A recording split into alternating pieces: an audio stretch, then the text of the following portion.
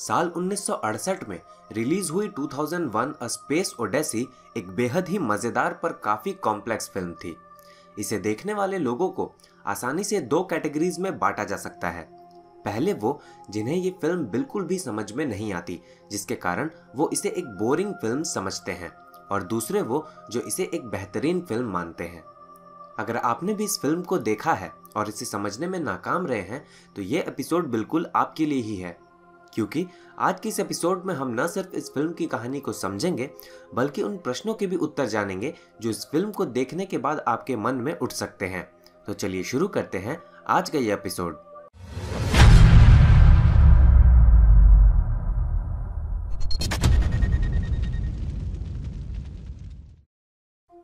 Monolith 1। Film शुरू होती है आज से लाखों सालों पहले, जब इस पृथ्वी पर हम मानव नहीं बल्कि हमारे पूर्वज एप मैन रहा करते थे। इस समय तक उनका दिमाग बिल्कुल भी विकसित नहीं है। शाकाहारी होने के कारण उनके बीच खाने की भी कमी है तथा वो मांसाहारी जानवरों से भी काफी डरते हैं, क्योंकि वो इन एप मैन पर कभी भी हमला बोल देते हैं। वहां एक छोटे से जगह पर पानी मौजूद है, जिससे वहां मौजूद सभी ट्राइब्स का आसानी से गुजारा हो सकता है, पर फिर भी वो आपस में लड़ते हैं उस जगह को हथियाने के लिए। ऐसी ही एक कोशिश में एक दिन एप मैन का एक दूसरा ट्राइब वहां आता है और पहले से मौजूद ट्राइब को वहां से खदेड़ देता है। वहां से खदेड़े जाने के बाद वो ट्राइब वहां से वापस लौट आता है और रात वहीं बिताता है। अगली सुबह जब वो जागते हैं तो वो पाते हैं कि वहां एक रहस्यमयी मोनोलिथ कहीं से आ गया है। ये मोनोलिथ शेप में रेक्टेंगुलर होता है तथा ये उन एप मैन से लगभग 3 गुना ज्यादा ऊंचा होता है। ऑब्वियसली ये एक नेचुरल फॉर्मेशन नहीं था, क्योंकि प्रकृति कभी भी 90 डिग्री के कोण में किसी स्ट्रक्चर का निर्माण नहीं करती, यानी कि इसे किसी ने पृथ्वी पर जानबूझकर किसी मकसद से भेजा था। खैर चलिए अब आगे बढ़ते हैं। शुरू में जब एप मैन इस मोनोलिथ को देखते हैं तो वो हैरान हो जाते हैं और डर भी जाते हैं, पर जैसे ही वो इसे अपने हाथ से छूते हैं उनका डर दूर हो जाता है और वो शांत हो जाते हैं। इस सीन के अंत में हम देखते हैं कि उस ट्राइब के सभी मेंबर्स उस मोनोलिथ को पकड़कर उस मुद्रा में बैठे हुए हैं, जैसे आमतौर पर हम पूजा करने के दौरान बैठते हैं।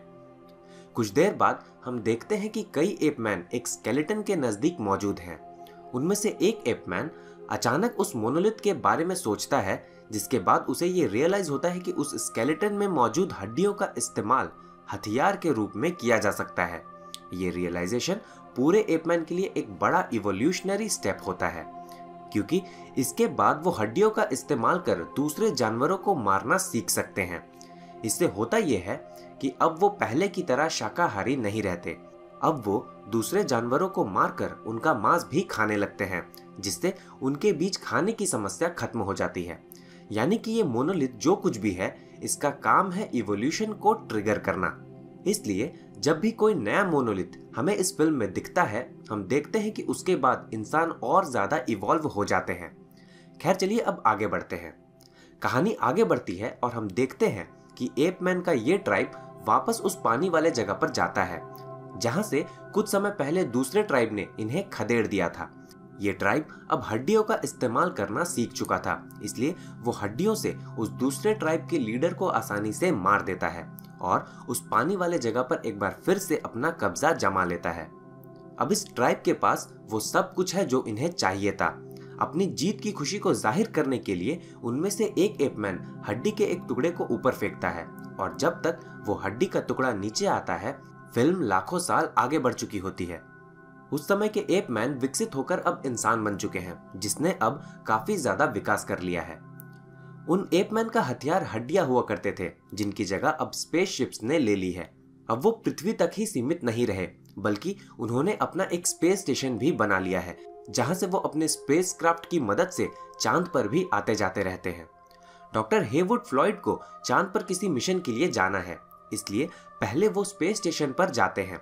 इस समय हमें दिखाया जाता है कि इंसान तकनीक के मामले में कितने आगे बढ़ चुके हैं। वो वेलक्रो इक्विप्ड ग्रिप शूज तथा वॉइस प्रिंट रिकॉग्निशन जैसी तकनीक का इस्तेमाल करने लगे हैं। उन्होंने आर्टिफिशियल ग्रेविटी भी बनाई हुई है। यहाँ ये दिखाने की कोशिश की गई है कि ये सब इंसानों के द्वारा नॉलेज को लाखों सालों तक वॉइस और टेक्स्ट के जरिए आगे बढ़ाने के कारण संभव हो पाया है। खैर चलिए अब आगे बढ़ते हैं। चूंकि डॉक्टर हेवुड फ्लॉयड की चांद पर जाने वाली फ्लाइट को उड़ने में थोड़ा वक्त होता है, वो स्पेस स्टेशन में रशियन साइंटिस्ट के साथ थोड़ा समय बिताते हैं। रशियन साइंटिस्ट उन्हें बताते हैं कि उन्हें खबर मिली है कि अमेरिका के चांद वाले बेस में एक भयंकर महामारी फैली हुई है। इसलिए वो डॉक्टर हेवुड फ्लॉयड से जानना चाहते हैं कि उस खबर में कितनी सच्चाई है। पर डॉक्टर हेवुड फ्लॉयड काफी चतुराई से ये कहकर उनके सस्पिशन को और बढ़ा देते हैं कि इस मैटर के बारे में बात करने की इजाजत उन्हें नहीं है। बाद में हमें पता चलता है कि नेशनल काउंसिल ऑफ एस्ट्रोनॉटिक्स ने जानबूझकर चांद पर मौजूद अमेरिका वाले बेस पर महामारी फैलाने वाली बात फैलाई थी ताकि वो असली बात को दूसरों से छुपा सके।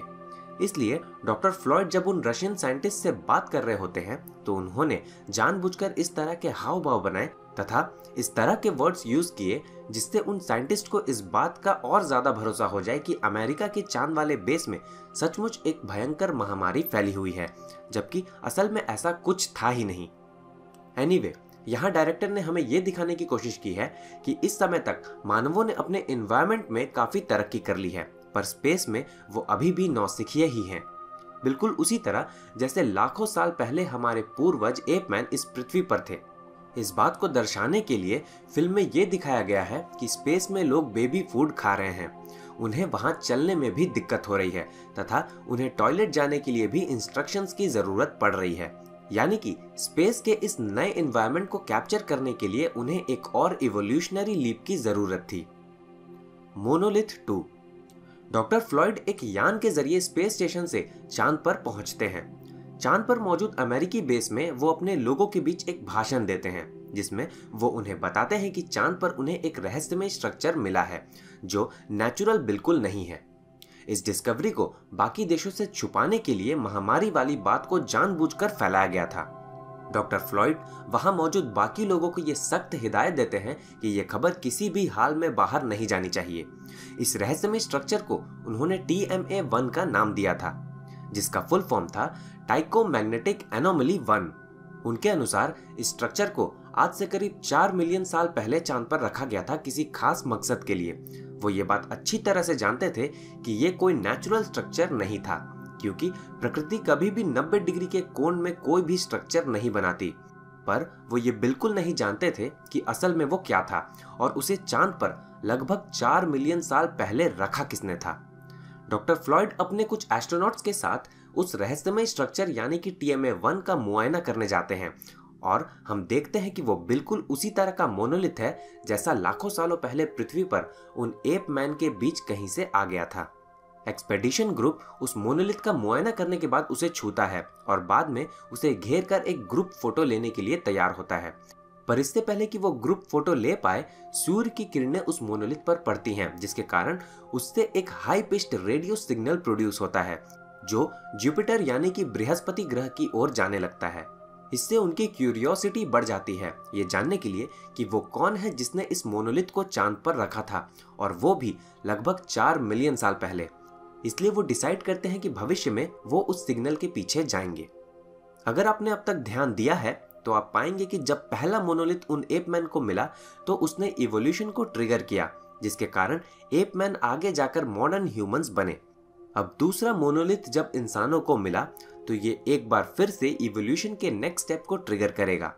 इससे होगा ये कि इंसान पहले के मुकाबले और ज्यादा डेवलप करेंगे। Jupiter mission. चांद पर दूसरा मोनोलिथ मिलने के 18 महीने बाद अब हम डिस्कवरी यान में हैं, जो जुपिटर यानी कि बृहस्पति ग्रह की ओर जा रहा है उस रेडियो सिग्नल का पीछा करते हुए जो उस मोनोलिथ से निकला था। इस यान में इस समय केवल डॉक्टर डेविड बोमेन और डॉक्टर फ्रैंक पूल ही एक्टिव हैं, जबकि बाकी के क्रू मेंबर्स संसाधनों को बचाने के लिए डीप स्लीप में हैं। इन दोनों को असली मिशन के बारे में अब तक कुछ भी नहीं बताया गया है, यानी कि इन्हें ये बिल्कुल नहीं पता कि वो बृहस्पति ग्रह की ओर उस मोनोलिथ के सोर्स का पता लगाने के लिए जा रहे हैं। इन सब के अलावा यान में HAL 9000 नाम का एक सुपर कंप्यूटर भी मौजूद है जो इतना ज्यादा डेवलप्ड है कि इंसानों की तरह सोच सकता है और उनसे कहीं ज्यादा तेजी से काम भी कर सकता है। पूरे स्पेसशिप की कमान इसी के हाथों में दिया गया है। पृथ्वी पर BBC से हुए इंटरव्यू में बोमेन और पूल ये बताते हैं कि ये बात तो तय है कि HAL 9000 के पास इंसानों जैसी फीलिंग्स भी हैं, पर उन्हें ये नहीं पता कि ये फीलिंग्स असली है या नहीं। दूसरे मोनोलिथ के मिलने के बाद इंसानों ने इवोल्यूशन के नेक्स्ट स्टेज पर प्रवेश कर लिया है। इस बात को दर्शाता है ये विशाल यान जो बृहस्पति जैसे खतरनाक ग्रह की ओर जा रहा है। आप में से कई लोग ये सोच सकते हैं कि 18 महीने पहले भी तो लोग चांद पर जा रहे थे, अब वो बृहस्पति पर जा रहे हैं, तो इसमें इवोल्यूशन की क्या बात है। दरअसल चांद पर जाने और बृहस्पति ग्रह पर जाने में जमीन आसमान का अंतर है, क्योंकि बृहस्पति ग्रह पर जाना कुछ ज्यादा ही खतरनाक है, इसलिए वहां जाने के लिए बेहतर तकनीक की जरूरत होती है। इसके अलावा अगर देखें तो ये यान 18 महीने पहले वाले यान से काफी ज्यादा उन्नत है, क्योंकि न तो इसमें लोगों को चलने में कोई दिक्कत है और न ही खाने में और न ही किसी अन्य चीज में। तीसरी चीज जो इवोल्यूशन को दर्शाती है वो है HAL 9000, यानी कि एक ऐसा सुपर कंप्यूटर जो इंसानों की तरह सोच सकता था, जिसकी खुद की अपनी पर्सनैलिटी और फीलिंग्स थी। 18 महीने पहले तक हम ऐसी कोई भी मशीन विकसित नहीं कर पाए थे जो इसकी क्षमता के आसपास भी हो। कहने का मतलब यह है कि उस मोनोलिथ के मिलने के बाद इंसान इवोल्यूशन के नेक्स्ट स्टेज पे पहुंच चुका था। Human versus machine. जैसे जैसे मिशन आगे बढ़ता है हम देखते हैं कि बोमेन और पूल इंसान होने के कारण अपना इमोशन छुपाना जानते हैं, पर HAL 9000 के लिए फीलिंग्स काफी नई चीज होती है, इसलिए वो अपने इमोशंस को छुपाना नहीं जानता। इस बात को सबसे पहले हम तब नोटिस करते हैं जब पृथ्वी से पूल के पेरेंट्स उसे बर्थडे विश करते हैं। वो सब कुछ ध्यान से सुनते हैं, पर उनके चेहरे पर कोई भी एक्सप्रेशन नहीं आता। उसी तरह HAL जब बोमेन से मिशन को लेकर उसके मन में कोई दुविधा होने की बात पूछने की कोशिश करता है तो बोमेन उसके झांसे में नहीं आता। पर जब भी हम HAL के कॉन्वर्जेशन को देखते हैं तो ये साफ हो जाता है कि अभी तक उसने अपने इमोशंस को छुपाना नहीं सीखा है। खैर चलिए आगे बढ़ते हैं। मिशन के दौरान स्पेसशिप के बाहरी यूनिट के डेटा को रीड करने में HAL से गलती हो जाती है, जिसके कारण वो बता देता है कि उस यूनिट में फॉल्ट आ गया है और अगले 72 घंटों बाद वो पूरी तरह से काम करना बंद कर देगा। इससे पूरा यान प्रभावित हो जाएगा। दोनों बोमेन और पूल उस यूनिट में जाते हैं और उसे टेस्ट करते हैं, पर वो पाते हैं कि उसमें कोई भी दिक्कत नहीं है। उनके इस बात को कंफर्म करता है पृथ्वी पर मौजूद HAL 9000 का दूसरा ट्विन सिस्टम। जब बोमेन और पूल यान पर मौजूद HAL 9000 को ये बताते हैं कि गलती तुम्हारे साइड से हुई है, तो वो इस बात को मानने के लिए तैयार नहीं होता और कहता है कि गलतियां केवल इंसानों से होती हैं, मशीनों से नहीं। जिस तरह से वो बात करता है उससे बोमेन और पूल को उस पर शक हो जाता है और वो ये डिसाइड करते हैं कि HAL के हायर ब्रेन फंक्शंस को बंद कर देंगे। उन्हें ये पता नहीं होता, पर HAL उनके लिप्स को रीड करके उनके प्लान के बारे में जान लेता है। HAL के हायर ब्रेन फंक्शन को बंद करना उसके लिए उसकी जान लेने जैसा था, इसलिए खुद को बचाने की कोशिश में वो कई मर्डर कर देता है। जब पूल उस डिवाइस को बदलने यान से बाहर जाता है जिसे HAL ने पहले फॉल्टी बताया था, तो HAL उसके ऑक्सीजन ट्यूब को अलग कर देता है, जिसके कारण उसकी मौत हो जाती है और उसकी बॉडी स्पेस में तैरने लगती है। अपने साथी को बचाने के लिए बोमेन अपना स्पेस हेलमेट लिए बिना ही यान से बाहर चला जाता है। उधर HAL बाकी के उन क्रू मेंबर्स का लाइफ सिस्टम सपोर्ट भी बंद कर देता है, जिसके कारण डीप स्लीप में ही उन सबकी मृत्यु हो जाती है। उधर बोमेन किसी तरह अपने साथी पूल की स्पेस में तैरती हुई बॉडी को रिट्रीव कर लेता है, पर जब वो यान में वापस आने की कोशिश करता है तो यान को कंट्रोल कर रहा HAL उसे इसकी इजाजत नहीं देता। अब बोमेन एक प्लान बनाता है। वो अपने मरे हुए साथी पूल की बॉडी को वापस स्पेस में बाहर फेंक देता है और यान के इमरजेंसी एयरलॉक में घुसने की कोशिश करता है। किसी तरह वो इमरजेंसी एयरलॉक को खोलता है और अपने स्पेस हेलमेट के बिना भी यान में वापस घुसने में कामयाब हो जाता है। उसके बाद बोमेन उस यान के मेमोरी चैम्बर में जाता है और HAL के हायर ब्रेन फंक्शंस को बंद करना शुरू कर देता है। इस समय HAL उससे अपनी जिंदगी की भीख मांगता नजर आता है, पर बोमेन को उससे कोई फर्क नहीं पड़ता और वो उसके मेमोरी चिप्स को डिस्कनेक्ट करता जाता है। जैसे जैसे वो उसके मेमोरी चिप्स को डिस्कनेक्ट करता जाता है, HAL का स्टेज चेंज होता जाता है। जब वो एक चाइल्डहुड स्टेट में पहुंच जाता है तो बोमेन उसे एक नर्सरी राइम गाने को कहता है।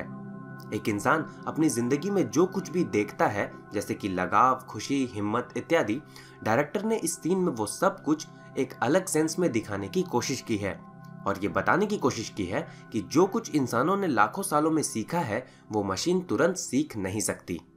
खैर चलिए अब आगे बढ़ते हैं। HAL के अंतिम मेमोरी चिप्स को डिस्कनेक्ट करने के दौरान बोमेन को एक प्री रिकॉर्डेड वीडियो मैसेज मिलता है जिससे उसे एक मिशन के असली मकसद के बारे में पता चलता है। यह डॉक्टर फ्लॉयड का मैसेज होता है, जिसमें वो बताते हैं कि 18 महीने पहले उन्हें पहली बार पृथ्वी के अलावा कहीं और भी इंटेलिजेंट लाइफ के मौजूद होने के सबूत मिले हैं। इस फिल्म में जिस सेंस का इस्तेमाल किया गया है उससे ये साफ नहीं होता कि ये किस इंटेलिजेंट लाइफ की बात कर रहे हैं, इसलिए ये एलियंस भी हो सकते हैं जो हमसे काफी ज्यादा उन्नत हो, या फिर किसी दूसरे डायमेंशन में रहने वाली कोई अन्य सभ्यता भी हो सकती है, या फिर ये भगवान भी हो सकते हैं। ये पूरी तरह व्यूवर के ऊपर छोड़ दिया गया है कि आप इसे क्या समझते हैं, पर इतना तो साफ है कि ये जो कोई भी था वो इंसानों को इवॉल्व करने में मदद कर रहा था, या फिर ये कहें कि उन्हें गाइड कर रहा था। मोनोलिथ 3। बोमेन का यान अपने डेस्टिनेशन की ओर लगातार बढ़ता जा रहा था। जब वो बृहस्पति ग्रह के नजदीक पहुंचता है तो उसे स्पेस में मौजूद नया मोनोलिथ दिखाई देता है। ये इस फिल्म में दिखाया गया अब तक का तीसरा मोनोलिथ है। वो ईवीए पॉड के जरिए अपने यान से बाहर निकलता है, जिसके बाद वो खुद ब खुद खींचा चला जाता है एक स्टारगेट सीक्वेंस में। ये एक तरह के वर्म होल जैसा होता है, जिसके जरिए वो स्पेस में टाइम की विशाल दूरियों को काफी कम समय में तय कर रहा होता है। कुछ लोग ये भी मानते हैं कि ये एक रास्ता होता है हायर डायमेंशन में जाने का। आप जैसा चाहें इसे इंटरप्रेट कर सकते हैं। हम देखते हैं कि पहले वो लाइट के वॉर्टेक्स के पास होता है और उसके बाद कुछ रहस्यमय कॉस्मोलॉजिकल फेनोमेनन को देखता है। ऐसा लगता है मानो ये कॉस्मोलॉजिकल फेनोमेनन जन्म, मृत्यु और पुनर्जन्म को सिंबलाइज कर रहे हैं, क्योंकि हम वहां मौजूद गैस क्लाउड्स को स्पर्म और मां के गर्भ में मौजूद शिशु का शेप लेते हुए देखते हैं। यहाँ तक कि बोमेन के खुद के अपने यान को भी एक स्पर्म के शेप में दिखाया जाता है। ये सब होने के बाद बोमेन को 7 डायमंड शेप्स नजर आते हैं जो उसे और आगे ले जाते हैं। अगर आपने ध्यान दिया है तो अब तक जितने भी मोनोलिथ दिखाए गए हैं उनके शेप्स या तो रेक्टेंगुलर थे या फिर सर्कुलर। अब इस नए डायमंड शेप का मतलब यही था कि बोमेन अब इवोल्यूशन के नेक्स्ट फेज में एंटर करने वाला था। बोमेन आगे बढ़ता जाता है, उन नेचुरल लैंडस्केप्स को पार करता जाता है जो देखने में लगभग पृथ्वी के लैंडस्केप जैसे ही होते हैं, पर उनका कलर थोड़ा अजीब होता है और काफी चीजें उसके लिए बिल्कुल नई होती हैं। खैर, एक समय आता है जब उसकी यात्रा खत्म हो जाती है। The room. बोमेन अपने ईवीए पॉड से बाहर निकलता है और खुद को एक ऐसे रूम में पाता है जिसकी बनावट तथा साजो सज्जा एक नियो क्लासिकल फ्रेंच स्टाइल जैसी होती है। डायरेक्टर ने जानबूझकर इस तरह के स्टाइल को चुना है क्योंकि ये एज ऑफ एनलाइटमेंट को सिंबलाइज करता है। आपने सुना होगा कि कई लोग ये मानते हैं कि एनलाइटमेंट के बाद एक इंसान एक अलग एंटिटी बन जाता है, जिसके कारण वो जन्म और मरण के बंधनों से हमेशा के लिए मुक्त हो जाता है। यहाँ एनलाइटमेंट को इसलिए सिंबलाइज किया गया है क्योंकि बोमेन को आगे जाकर इंसान से एक अलग एंटिटी बनना है। खैर, चलिए अब आगे बढ़ते हैं। जिस रूम में बोमेन है उसके बाहर से कुछ आवाजें भी आ रही हैं। शायद वो उन उन्नत लोगों, हायर डायमेंशन जीव या भगवान की आवाजें हैं जो ह्यूमैनिटी को शुरू से ही गाइड करने की कोशिश कर रहे थे। आगे जो भी दिखाया गया है उसे आप कई तरीकों से इंटरप्रेट कर सकते हैं क्योंकि इसमें बोमेन को जवानी से बूढ़ा होते हुए दिखाया गया है। कुछ लोग ये भी मानते हैं कि बोमेन जिस कमरे में है वो उस उन्नत सभ्यता के लिए एक एक्सपेरिमेंटल लैब जैसा है जिसमें बोमेन एक ह्यूमन स्पेसिमेन है। यही कारण है कि वो लोग अपने एक्सपेरिमेंट के आउटकम को देख रहे थे। कुछ लोग ये भी मानते हैं कि ये रूम असल में एक हायर डायमेंशनल जगह है जहां से बोमेन समय में आगे और पीछे आसानी से देख सकता है। यही कारण है कि बोमेन खुद अपने सामने ही खुद के कई रूप को लगातार बूढ़े होता देखता है। चूंकि इस फिल्म में कुछ भी साफ नहीं किया गया है, आप जैसा चाहे इसे इंटरप्रेट कर सकते हैं। मोनोलिथ 4। अंत में हम बूढ़े बोमेन को बेड पर पड़े हुए पाते हैं। वो मरने ही वाला होता है कि उसे चौथा और आखिरी मोनोलिथ अपने सामने नजर आता है और वो उसे छूने की कोशिश करता है। अब तक तो आप समझ ही चुके होंगे कि जब भी कोई नया मोनोलिथ इंसानों को मिलता है वो इवोल्यूशन के एक और स्टेप आगे बढ़ जाता है। यहाँ नए मोनोलिथ के नजर आने का मतलब था कि बोमेन अब इंसानों से इवॉल्व होकर एक हायर डायमेंशनल प्राणी बन जाएगा, और यही होता भी है। हम देखते हैं कि बोमेन अब एक स्टार चाइल्ड बन चुका है जो वापस पृथ्वी की तरफ एक नजर देखता है। ये स्टार चाइल्ड निश्चित रूप से इंसानों के उत्तम जीव हैं, या फिर ये कहें कि हायर डायमेंशनल जीव हैं। पर इसकी क्या एबिलिटी है ये इस फिल्म में हम नहीं जान पाते क्योंकि ये फिल्म यहीं खत्म हो जाती है। हो सकता है आपके मन में अब भी कुछ कॉमन क्वेश्चंस उठ रहे हों, तो चलिए जान लेते हैं उन क्वेश्चंस के उत्तर। पहला, उस मोनोलिथ को किसने रखा था और उसका काम क्या था? इस फिल्म में ये कहीं भी बताया नहीं गया है कि इस मोनोलिथ को रखने वाला आखिर था कौन। इसलिए हम अपने खुद के इंटरप्रिटेशन से ये कह सकते हैं कि वो हमसे कहीं ज्यादा विकसित एलियंस हो सकते हैं, हायर डायमेंशनल जीव हो सकते हैं, या फिर खुद भगवान भी हो सकते हैं। इन मोनोलिथ को इसलिए रखा गया था ताकि वो हमारे इवोल्यूशन को ट्रिगर कर सके, हमें उन्नत बनाने में हमारी मदद कर सके। हम देखते हैं कि जब भी कोई ऐसा मोनोलिथ हमें मिला, उसके बाद प्रगति में काफी तेजी आ गई। जैसे कि पहले मोनोलिथ के बाद जानवरों की तरह रहने वाले एप मैन में अचानक से दिमाग का विकास होने लगा और वो आगे जाकर इंसान बन गए। चांद पर दूसरे मोनोलिथ के मिलने से पहले तक हम स्पेस के एनवायरनमेंट में खुद को ढाल नहीं पाए थे, पर जैसे ही हमें ये मोनोलिथ मिलता है, इसके 18 महीने बाद ही हम इतने उन्नत हो जाते हैं कि हम बृहस्पति ग्रह के मिशन के लिए निकल पड़ते हैं। एक ऐसा सुपर कंप्यूटर बना देते हैं जिसमें इंसानों की तरह सोचने की क्षमता होती है, तथा एक ऐसा यान बना देते हैं जो स्पेस ट्रैवल को आसान बना देता है। इसके आगे भी हम देखते हैं कि जब नया मोनोलिथ मिलता है, बोमेन इवोल्यूशन के एक स्टेप और आगे बढ़ जाता है। कहने का मतलब यह है कि उन मोनोलिथ के जरिए कोई हमें गाइड कर रहा होता है। दूसरा सवाल, इस फिल्म का मैसेज क्या है? अलग अलग लोगों की सोच के आधार पर इस फिल्म के कई मैसेज निकल सकते हैं, पर मैं यहाँ केवल 2 के ऊपर फोकस करूंगा। पहला, इस फिल्म के जरिए यह बताने की कोशिश की गई है कि हमारा भगवान हमेशा हम पर नजर बनाए हुए है और अलग अलग तरीके से हमें इवॉल्व करने में गाइड करता रहता है।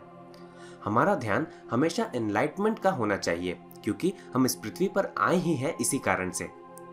दूसरा है, कई लोग ये मानते हैं कि इस फिल्म के जरिए डायरेक्टर ने डार्विन के इवोल्यूशन के सिद्धांत का मजाक बनाने की कोशिश की है। जहां डार्विन के सिद्धांत के अनुसार इंसान धीरे धीरे नेचुरल इवोल्यूशन प्रोसेस के जरिए एप से इंसान बने हैं, वहीं इस फिल्म में दिखाया गया है कि एप मैन में बुद्धि किसी नेचुरल प्रोसेस से नहीं बल्कि एक डिवाइन इंटरवेंशन से आया है। आप इनमें से जो चाहे मान सकते हैं या फिर खुद की अपनी थ्योरी भी बना सकते हैं, क्योंकि इस फिल्म में दिए गए मैसेज के बारे में कुछ भी क्लियर रूप से नहीं कहा गया है। तीसरा सवाल, इस फिल्म में दिखाए गए अलाइनमेंट का क्या मतलब है? इस फिल्म में दिखाए गए अलाइनमेंट का कोई खास मतलब नहीं है, ये केवल मूवमेंट के ट्रिगर के रूप में इस्तेमाल किया गया है। सबसे पहले सन, अर्थ और मून के अलाइनमेंट को दिखाया जाता है, जिसके बाद ये फिल्म शुरू होती है। दूसरे अलाइनमेंट के दिखाए जाने के बाद एप मैन इवॉल्व करना शुरू करते हैं। तीसरे अलाइनमेंट के बाद चांद वाला मोनोलिथ बृहस्पति ग्रह की ओर रेडियो सिग्नल भेजने लगता है और चौथे और अंतिम अलाइनमेंट के बाद हम स्टार गेट को देखते हैं। दोस्तों, आज के इस एपिसोड में बस इतना ही। आशा करता हूं कि इस एपिसोड के जरिए आप इस फिल्म को अच्छी तरह से समझ पाए होंगे। हमारा एक्सप्लेनेशन आपको कैसा लगा ये कमेंट के जरिए हमें जरूर बताएं। तो दोस्तों, मिलते हैं एक और मजेदार फिल्म के एक्सप्लेनेशन के साथ अगले एपिसोड में। तब तक के लिए नमस्कार।